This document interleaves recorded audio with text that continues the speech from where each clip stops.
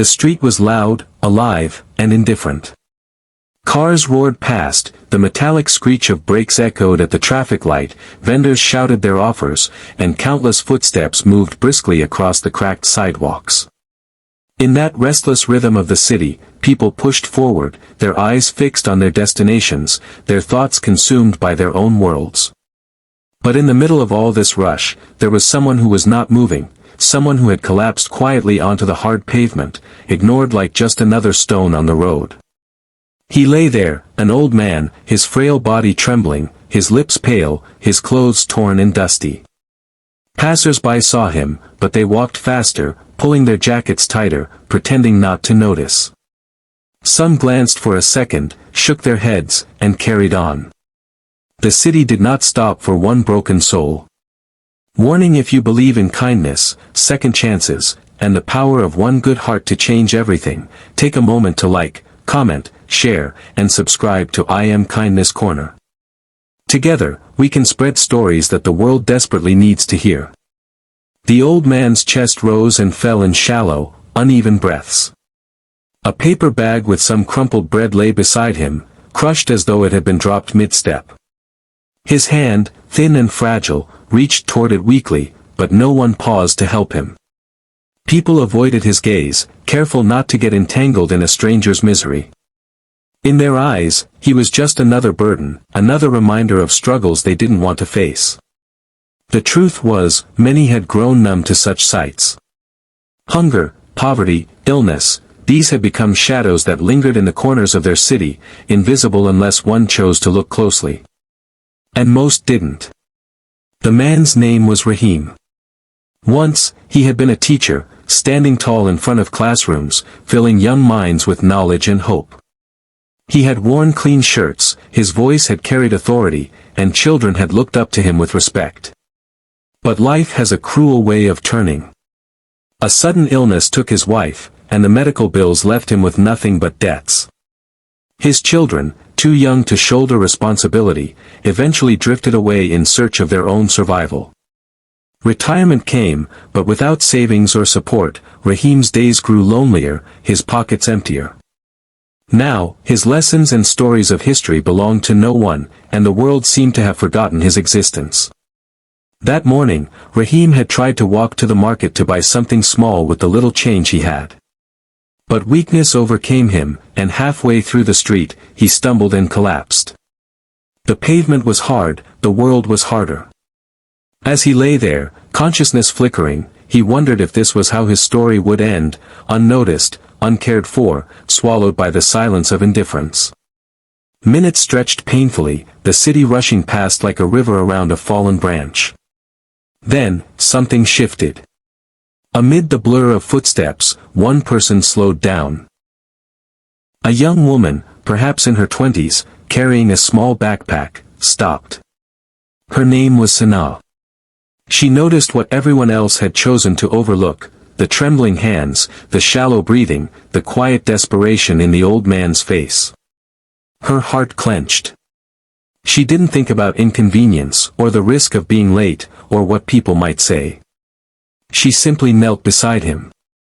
Sana spoke gently, but Rahim could barely respond. His lips moved weakly, his eyes struggling to stay open. She checked his pulse, her own heart racing. She looked around, pleading with her eyes for help, but most people just hurried past, pretending to be busy. Some even frowned, annoyed that she was blocking the way. But Sana stayed. She took out a bottle of water from her bag, carefully lifting Rahim's head to help him drink. The water dribbled, but he managed a few sips. His eyes flickered with a trace of relief, a spark that someone, finally, had seen him. Sana didn't stop there. She called an ambulance, her voice firm as she explained the urgency. Then she sat with him, holding his hand while they waited. The street noise continued around them, but in that moment, she had created a small island of humanity where kindness still mattered. Her presence told Rahim he wasn't alone. When the ambulance arrived, the paramedics rushed to lift him, but it was Sana's calm persistence that ensured they treated him with dignity. She rode with him to the hospital, staying until he was admitted. Hours passed. She had classes to attend, deadlines to meet, but she chose instead to sit by a stranger's bedside, ensuring he had food, warmth, and someone who cared. Rahim slowly recovered over the next days. The hospital bed felt like a blessing compared to the cold pavement. Each time he opened his eyes, he saw Sana nearby, her eyes filled with compassion. He couldn't understand why she cared so much, but he felt something he hadn't in years: hope. She listened to his story, how he once taught children, how he had lost everything, how he thought the world had no place left for him. And instead of pity, she gave him respect. She reminded him that he still mattered. Word of Rahim's situation spread slowly, and soon others in the hospital began to notice him. Nurses checked on him more often. A social worker visited, offering assistance programs.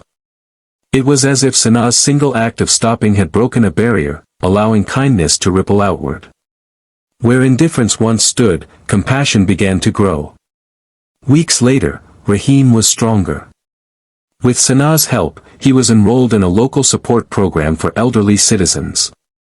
They found him a modest shelter, meals, and even a small chance to volunteer at a community center, sharing stories and teaching children again. His eyes lit up the first day he held a book in his hands before curious young faces. It was as though life had given him a second chapter. But what touched Rahim most was not just the shelter, or the meals, or even the chance to teach again. It was the fact that someone had stopped when everyone else had passed by. One person had seen him, truly seen him, and chosen not to look away. That single decision changed everything. For Sana, it was a reminder that kindness doesn't require wealth, or grand gestures, or perfect timing. It requires only the courage to pause, to care, to see the humanity in another person. She didn't rescue the whole world, but she changed one world entirely. And for Rahim, it was proof that even when life feels unbearably heavy, hope can return in the form of a stranger's hand. He carried that truth with him every day, smiling at children in the center, encouraging them to not just learn but to also care for those around them. His story, once a fading shadow on a crowded street, became a lesson of its own, a living example that kindness is never wasted. As the days went by, Sana and Rahim remained connected. She visited him often, bringing warmth and laughter. Their bond became like family, proof that love and compassion can cross generations and circumstances. For everyone who saw them together, it was a powerful reminder that while most people may pass by without care, it takes just one to stop and change everything. And maybe that's what the world needs: not everyone, not a crowd, not a miracle, just one heart that refuses to stay indifferent. Red Heart, if this story touched your heart, please take a moment to like, comment, share, and subscribe to I Am Kindness Corner. Your support helps us continue bringing real and emotional stories that inspire compassion. Folded hands before you go, here's a special request. Comment: one person can change everything, if you believe in the power of kindness to transform lives. Because sometimes, the smallest act of care can rewrite the entire story of someone's life.